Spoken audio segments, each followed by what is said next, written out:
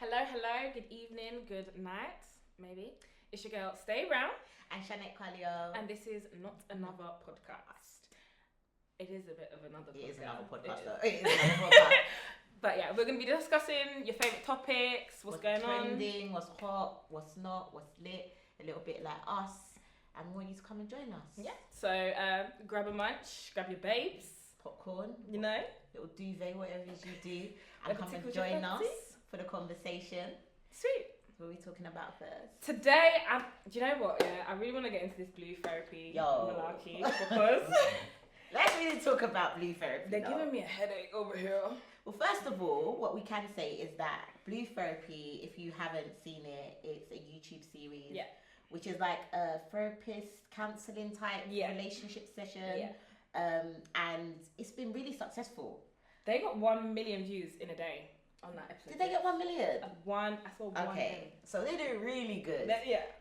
Why is it, do you think, that this has been so successful? Because I know that this episode comes under an umbrella from a certain production company. Mm-hmm. And I just feel like this is giving quality. I cannot lie. Compared to some of the other stuff that we've seen, you know. 100%. So why is it, do you think, that it's been so successful? Why people are so drawn to? Do you know what it is? I'll be real. People love to laugh at other people's problems. That's number one. Because really and truly, there are bare people that are single sitting on their couches. Very much single. Lonely. Very much single. Laughing at other people's problems. They got a lot to say on Instagram. Got a lot to say on Twitter. But it's entertainment. Do you not also think, though, why one of the reasons why it's so successful is because in, I guess, I'd say black culture, it's a bit of a taboo to like go to therapy, innit, and like speak about problems in your relationship. We kind of just either ignore it, get on with it, or get out. Literally. Yeah. So I think that's one of the things as well that makes it so interesting, because it's like, rah, therapy, okay, this is what it might be unexpected. You don't think, like, how many people do you know that's having relationship issues that would actually say, okay, let's go to a therapist? Yeah, and do you know what? I think going to therapy in general is a great thing, even just for your individual, situations. Yeah. So why wouldn't you go as a couple to like try and get some mediation between your problems? So I think that is why as well people are so interested in it, because it's like, okay, is this what therapy would be like? But question. Yes. If you're gonna go to therapy for the first time, would you do it in front of a camera? Would you do it in front of a camera? That in is front the question. of millions of people? I personally, it's a no from it's me. a no from me. It's a no from me. But when we think about the couples there's two couples on there. Yeah. So we have Jamel and Deborah. Yep. And Paul and Choma. I'm We're Jamaican, Jamaican. So I'm sorry. If we're saying that wrong, we apologise. Choma. No, seriously. Yeah, we have. Choma. Is it Choma? I said it think right. so, yeah, Okay, cool. right. So we have those two couples, and there's a lot going on There was between. too much going on. So should we talk about? Who should we talk about I first? just want to say something about Paul. Okay, let's talk about Paul. Because Paul, by the way, funniest guy. No, but I don't like do you him. know what? No, but do you know what? You don't like him as a woman, but there's something about Paul. No, there's nothing about Paul. No, there's something about Paul. For me, I you know want what? to slap his shiny head. Of course. It stresses me out. He's very stupid. Like, let's be clear. Like, not in a rude way, but in a rude way. Hold on. But Just look at me. No, he's just look at funny. me. Babes, just look at me. No, but he's a funny guy. Do you not Come find me on. attractive? He's a funny Do you not guy. like what you see? But outside of it Get being out. amusing, because it is, it's supposed to be an actual relationship, Yeah. and I do appreciate that, some of his behaviours are distressing, I guess, for his partner. But Paul, to me, I don't know. He's a it's class like, A narcissist. That's what he is. Yes, he is. I'm gonna have He's to a agree. narcissist. And so, although he is funny, he is a narcissist. He like, is. And he's manipulative. I feel like he doesn't take in anything that Choma's saying at all. Like, he literally she says something to him, and Okay, let me tell you something. yes, let me ask you a question. Do you know what I mean? No. And a lot of people have been saying, these relationships are not real. That's another thing.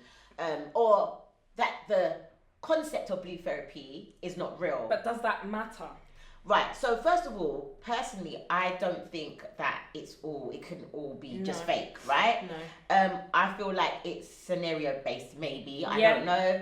But maybe, I believe that maybe the two people, they have had a relationship, and you know, they've come to discuss their issues and they've just been told to discuss stuff. Or maybe the relationships aren't real, but the scenarios are very, very real. I do think it's been manipulated. So, like, let's say they've come on, they said, okay, Paul, this is the type of character that you need to be. So anything that Trauma says, you need to be like X, Y, and Z. And they've spoken to Trauma separately and said, you need to be a bit more like this. Put emphasis on this. And these are the topics that we're going to discuss. Also, I've noticed, because I've got that keen eye, you see when they chop and screw? Yeah. They're interlacing things in places where they didn't happen. Do you know what I mean? So you know when they say like Love Island, when they film things, yeah? And have you seen the thing where Leanne was like how, she said, oh, you're so obsessed with me. Talking about Mike. Yes. She said she didn't say that about Mike. She said that about the producers. Right. But the way they cut it and they edit it makes it look like they're having a completely different type of discussion. So I do think they've kind of interlinked everything to make it a bit more dramatic. But it's entertainment. So question, girl, does it matter though? No. Does it matter though? Because I do believe, regardless of whether we want to say the relationships are fake, somebody is going Someone is dealing with a pool. There are a lot of people that are dealing with there are so many, a lot of women are so dealing many with issues that I feel like you know, are relative, especially right now, because you know a lot of people have been going through it, I guess, during the pandemic. You've been, you know, stuck at home with somebody or in a relationship and can't really do what you would normally do. Clubhouse was one of the things that came up with, I think, Jamal and Deborah. Because Clubhouse is like a new app that came about during the pandemic. How can you be on the phone to your girlfriend and you're on Clubhouse? I feel like this is a thing. I feel like, especially for some reason, men, in my experience, I feel like men have really gravitated towards Clubhouse and speaking on. And I think it's great, you know, to have, you know, men wanting to. No, I think men need to learn to talk about things more. Do you know what I mean? If you're gonna talk with sense. Don't come and spew your negativity to everyone. Like, 100%. Clubhouse, I love Clubhouse. I bought an iPad for Clubhouse because I'm a Samsung babe, so not. But you're allowed on now, babe. Androids are allowed on. It's alright. But like, it's seriously. Yes, girl. I did not know that. Oh, but anyway, okay. Yeah, I bought an iPad for Clubhouse. I was loving Clubhouse until I was hearing all the women hate. I didn't realise how much men hated women until I got into Clubhouse. First of all, that would be a whole nother podcast, but you're right. But on the basis of Clubhouse, I feel like there's been a lot of like men on there being very, very addicted to it in a relationship, and now woman is like having to fight for attention between Clubhouse and her man. Also, a lot of men think Clubhouse is a dating app. I don't know why. Because it gives you access to girls that you would never have access to otherwise. Girl, it's pulling me into the private room for me. Excuse me. So yeah, like that came up with Jamal and Deborah, and there was lots of trust issues with those two as well. Yeah. He made a new friend, didn't he? He made a new friend through Clubhouse. You know, he was talking about, she's not the one you have to worry about. And this is my thing. So through the whole duration of the series, you know, Deborah she seemed very insecure about certain things. And she seemed like she didn't trust him. A woman's intuition is everything. Right. And at times I was like, oh, like, come on, man, you're doing a bit much. But then look at the final situation. Yeah. This guy was cheating the whole time. So what level of gaslighting is that? Literally. I am cheating on you, but I'm going to bring us to therapy. You brought me to therapy. You're there telling me I do too much, I do too this, I don't have trust, I'm worried about this girl, that girl. I'm just training her. These times you was blowing backs in the back of the car. Wow. This is what was going on. So again, like, these are things that happen in real life. There are loads of men out there that, you know, might be cheating or whatever, and a girl will ask questions because she has women's intuition, or she might accuse you of something, and it's, oh, you're mad, you're crazy, think what you want to think. But then in the end, you come to find out that they're right. So this is why I say that blue therapy to me is real in my eyes, regardless of the situation, because it's real life scenarios. And I think what's good about it is it's entertaining, yet we're still learning something about each other. Well, it depends what you take from it. Yeah, I think from a person's perspective who likes to learn, you will listen and you will learn from it. Yeah. From someone's perspective who just wants to pick at the negativity of men or at the negativity of women, you're not going to learn anything from it. That's true. You're just going to take the negatives and say, well, he's hilarious, men are mad, or women are trash. Do you get it? Like, How many people did you see? I saw so many people getting at Deborah for the one in the Prada hat. If you have, hear what I'm saying, man. Be careful now. Be careful now. God. If you have, a babe that you know is a certain type of babe, you have to maintain. If you can't afford it, like she said, let the babe go. Do you know what I mean? 100% I hear Prada hat versus house, very different, very dramatic. But at the end of the day, he knew what he was getting into when he met her a year ago. And a year ago, he knew he was trying to save her a house. Yeah, 100%. I feel like Deborah hasn't mixed her words about what it is she likes. She knows exactly what it is she wants. So to me, I can only assume that this is what she's always been like. Right. Unless she came into the relationship, very humble and, I'll pay for half the bill, babe. Yeah, but that's not the vibe I get from her. So on that note, it is something to learn from the situation. Okay, so you're chasing a girl that might, like nice things. Maybe she's a little bit materialistic. Can you maintain it? You pursue her anyway.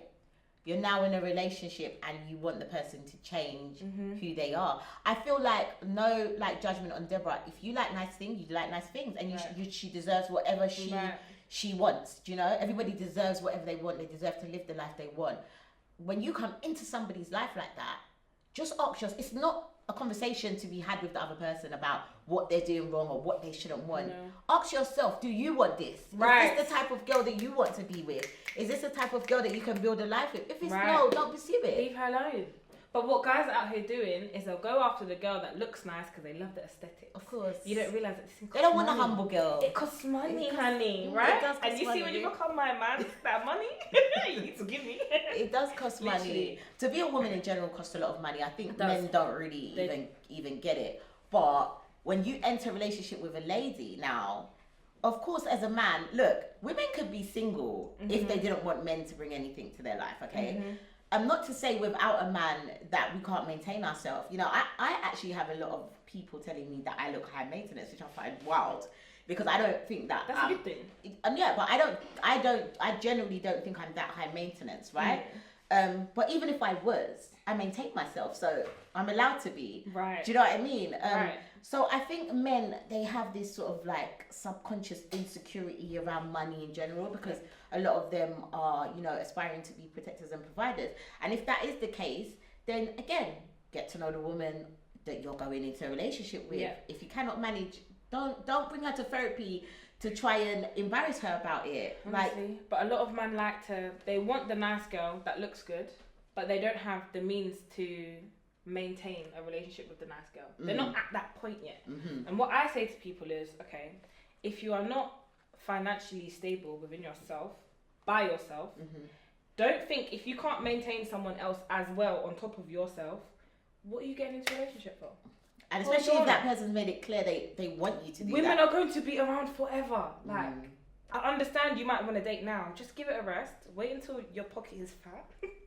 And you can, afford to pay for that nice Hakkasan dinner. Do you know what I mean? You can afford to give me some money for my nails. And Hakkasan to me is very like... I ain't never been Hakkasan. It's very high schoolish to me, to be honest. Like, it's not that deep. So everybody has their different perceptions of what high maintenance is and what not. Somebody else might think going to TGIs is high maintenance. You know what I mean? Like, it just depends. Girl. TGI? I would not. Girl, I don't know, but this is what I mean. Some people think Hakkasan is high maintenance. Yeah. I personally don't think it's like one of the most expensive 5-star restaurants that there are. There's a lot. It's just no. A lot bigger one. It's just no. It's just. Do you know what I mean? Yeah. So it just depends on where you are in life, and as you progress, things might change.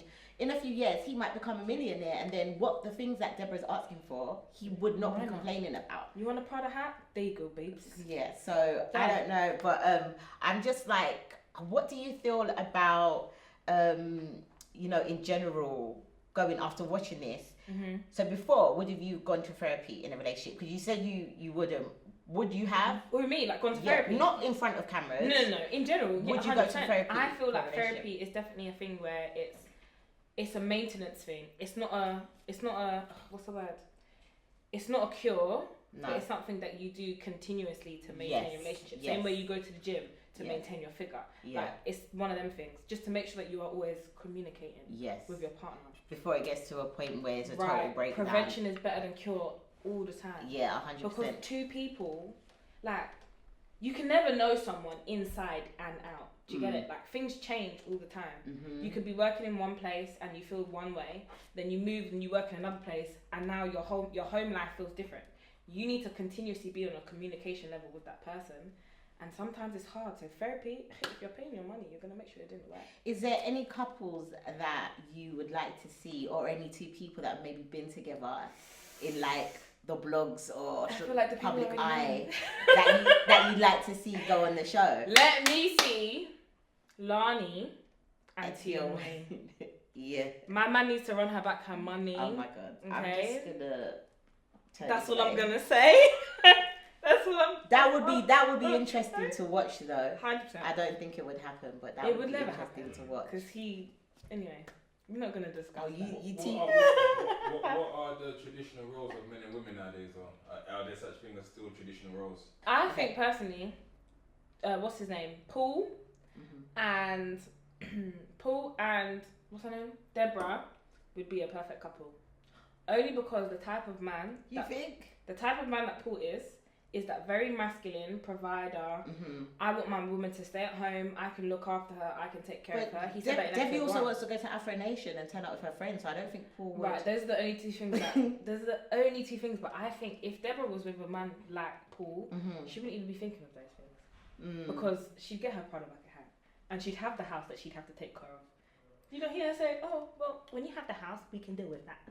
Then I'll do more." She'll be doing everything. She won't care about Afro Nation.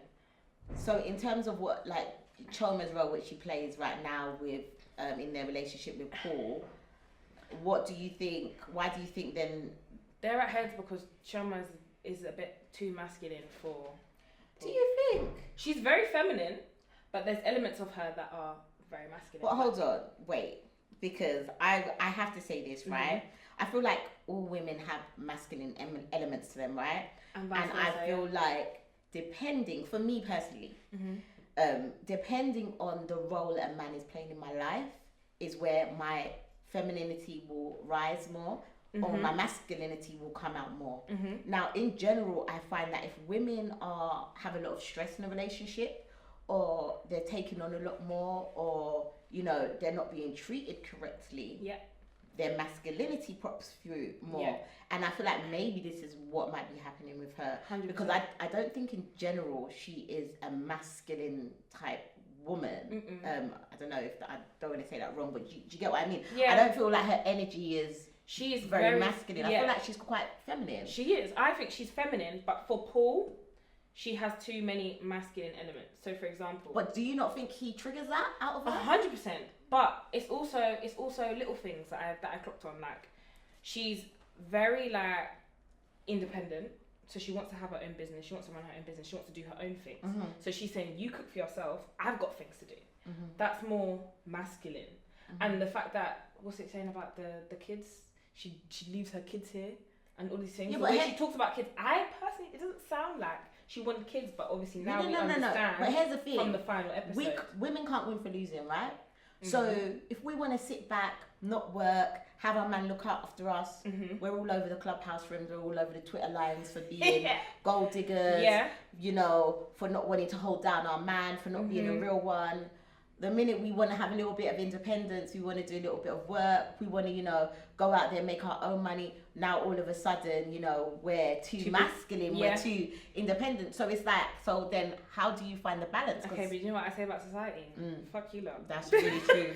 That's really true. I don't care. If I decide tomorrow I want to lay at home, I want to wake up, I want to do yoga, I want to cook for my man, I want to rub his feet when he comes home, that's what I'm going to do. Yes, and also, while we're talking about this, I feel like men should understand that, like I said before, the less stress a woman has, she can relax more, the more feminine she's going to be. Yeah. Also, the more able she is to cater to your needs. Right. It's just normal. Do you know what I mean? If I'm not stressed about how to pay a bill, if I'm not stressed about, things that I know that are going to maybe jeopardize my family situation, and I just have to focus on my kids, I just have to focus on my household, I just have to focus on my man, then I'm going to have more feminine energy to give to you. If a woman generally, let's just be real, if a woman is not working, so you can have a relationship where you're both doing 50-50, right? You're both working 9 to 5s, You come home. What is your chest hurting? Yeah. No, she's gonna have a heart attack. She's about to have a heart attack. No. Hold on. Okay, so you wouldn't do that. But anyway, let's just scenario. Yeah. If you was to work 50-50, you both go to work 9 to 5, you have kids. You get home at the end of the day. Now, I'm not saying that the man wouldn't help, but a lot of the time, it's the women that still have a lot to do. Either we're more inclined to do so. Yeah, we've got to cook the food, make sure the kids are good. I mean, I feel like both people should be doing it. And if you have that help, it's still good. But at the end of the day, what I'm saying is, as a woman, you've still been out work 9 to 5. Now maybe you're coming home and you're cooking, then you're dealing with the kids, and then a lot of the time, you might want to have sex in the night time. So now you want me to do a 24-hour shift of working. Right. And this sometimes can get women's back up. It's too much. Now, the difference is if you, as a man, maybe go out to work for the day, I'm at home. I've already started cooking from in the day. The house is clean. I'm ready for the kids when they get in. I've done their homework. I've put them to bed. My man's come home. I'm catering to my man. It's a different energy. Yeah. That's all I'm saying. I'm not saying either one is right or wrong. I'm just saying sometimes women have a little bit extra to do than men. If they don't, if it's 50-50 straight down the line. It can never be 50-50 straight down the line. And that's simply because men and women are different. We are wired different. So even if a man comes home, I'll be honest. I'm glad you're saying this. Listen, I don't come for me. Come for me. I don't care. Men and women are very different. No, it's true. It's true. So I am naturally inclined. I will be the primary caregiver to our kids. If our child falls down and cries, she's 90% more most likely to come to me. So I have to take on that role. And then think about the women that are single mothers, for instance, right? They actually don't have a partner. So now they might have everything. Even if they have a partner from another relationship, or they're generally in their masculine energy, even if they're by themselves. So you might meet a woman who's a single mother and think she's a bit, she's very masculine. That's because she has to take care of everything by herself. And you know what's happened with that? I see our generation, there are a lot of single parents in our generation, and I think this is why men perceive women to just have to go to work and have to do this and have to go 50-50 because that's what they've grown up seeing. Yes. They've seen their mums doing all these things, so why can't you do it? You don't realise that your mum's doing it because she has to. Yeah. Not because she wants to. And no disrespect, and this is probably it's going to be taken at this, because if your mum struggled as a single mother and you watched her do it and you think that a woman should do it, what I'd ask you to do is question that. Right. And think about, unfortunately, maybe your mum made the wrong choices. Not every situation, right? Of course, because men can leave. You could be in love with someone, get married, you divorce, and they leave you and you be on your own. Yeah. But a lot of women that are single mothers maybe never made the right choice in men, or got into a situation where they knew that person would never be around. Yeah. Now, all I'm going to say is, now, you're not going to compare me to your mum if she did that. Because just because your mum made a bad decision doesn't mean when I pick a man, I'm gonna overlook the things that it takes to be a good father. No, I want to know that you make a good living. And yes, I want to know that you're a man of character. All of these things. Yeah. Okay, so if that makes me now seem entitled, for instance, when I turn up on a date that you've asked me to come to and expect you to pay, it's not that. I'm not pulling out my purse for no one. Oh, this is another podcast as well. But my point is, I'm going to make decisions when I'm dating that make sense for my and my child's future, because that's how I look at things.